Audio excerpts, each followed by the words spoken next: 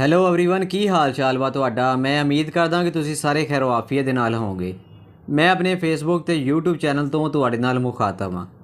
ਅੱਜ ਦੀ ਇਸ ਵੀਡੀਓ ਦੇ ਵਿੱਚ ਤੁਹਾਨੂੰ ਮੈਂ ਇੱਕ ਐਦਾਂ ਦਾ ਵਾਕਿਆ ਸੁਣਾਵਾਂਗਾ ਕਿ ਜਿਹੜਾ ਸੁਣ ਕੇ ਤੁਹਾਨੂੰ ਸ਼ਾਇਦ ਯਕੀਨ ਨਾ ਆਵੇ। ਦਰਅਸਲ ਇਹ ਵਾਕਿਆ ਜਿਹੜਾ ਹੋਇਆ ਵਾ ਇੰਗਲੈਂਡ ਦੇ ਵਿੱਚ ਹੋਇਆ ਵਾ। ਉੱਥੇ ਇੱਕ ਪਾਕਿਸਤਾਨੀ ਨੂੰ 1 ਕਰੋੜ ਤੋਂ ਵੀ ਜ਼ਿਆਦਾ ਰੁਪਏ ਮਿਲੇ ਸੀ। ਉਹ ਰੁਪਏ ਜਿਹੜੇ ਇੱਕ ਬੰਦਾ ਜਿਹੜਾ ਸੀ ਟ੍ਰੇਨ ਦੇ ਵਿੱਚ ਭੁੱਲ ਗਿਆ ਸੀ ਤੇ ਉਹ ਰੁਪਏ ਜਿਹੜੇ ਸੀ ਇੱਕ ਪਾਕਿਸਤਾਨੀ ਨੂੰ ਮਿਲੇ ਸੀ, ਲੇਕਿਨ ਉਸ ਪਾਕਿਸਤਾਨੀ ਨੇ ਉਸ ਅਸਲ ਮਾਲਕ ਨੂੰ ਉਹ ਰੁਪਏ ਪਹੁੰਚਾਤੇ ਜਿਹਦੇ ਉਹ ਪੈਸੇ ਟ੍ਰੇਨ ਦੇ ਵਿੱਚ ਰਹਿ ਗਏ ਸੀ। ਦਰਅਸਲ 27 ਮਾਰਚ ਵਾਲੇ ਦਿਨ ਇੱਕ ਪਾਕਿਸਤਾਨੀ ਜਿਹੜਾ ਸੀ ਉਹ ਟ੍ਰੇਨ ਦੇ ਵਿੱਚ ਸਫ਼ਰ ਕਰ ਰਿਹਾ ਸੀ ਤੇ ਉਹਨੂੰ ਇੱਕ ਬੈਗ ਮਿਲਿਆ ਸੀ। ਉਸ ਬੈਗ ਨੂੰ ਜਦੋਂ ਉਹਨੇ ਟ੍ਰੇਨ ਦੇ ਵਿੱਚ ਖੋਲ੍ਹ ਕੇ ਦੇਖਿਆ ਉਹਦੇ ਵਿੱਚ ਕਾਫੀ ਜ਼ਿਆਦਾ ਜਿਹੜੇ ਸੀ ਪੌਂਡ ਪਏ ਹੋਏ ਸੀ। ਬੈਗ ਸਾਰਾ ਪੌਂਡਾਂ ਦੇ ਨਾਲ ਭਰਿਆ ਹੋਇਆ ਸੀ